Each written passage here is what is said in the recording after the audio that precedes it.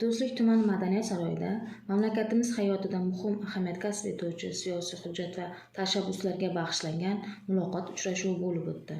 Unda davlatimiz rahbarining Oliy Majlis va O'zbekiston xalqiga yo'llagan murojaatnomasi, O'zbekiston 2030 strategiyasining mazmun-mohiyati va ahamiyati, shuningdek, yaqinda Prezidentimiz ishtirokida bo'lib o'tgan Xavfsizlik kengashi yig'ilishida belgilab berilgan ustuvor vazifalar atroflicha muhokama qilindi.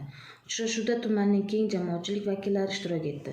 Tadbirda oliy ta'lim muassasalari vakillari ishtirok etib, yurtimiz taraqqiyotining yangi bosqichida ushbu strategik hujjatlarning ahamiyati, ta'lim-tarbiya, jamiyat va xavfsizlik va barqaror rivojlanish yo'lida belgilangan vazifalar xususida o'z fikr va mulohazalarini bildirishdi.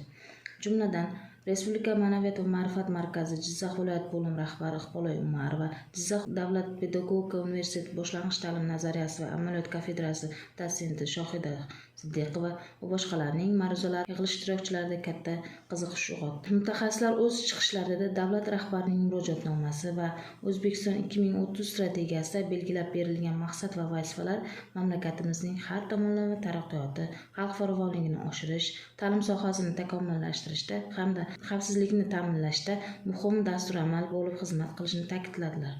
Uchrashuv davomida bildirilgan fikr va mulohazalar, takliflar ishtirokchilar uchun muhim xulosalar chiqarishga xizmat qildi hamda belgilangan vazifalarni hayotga tatbiq etishda har bir sohada mas'uliyatni yanada oshirish zarurligi alohida qayd etildi.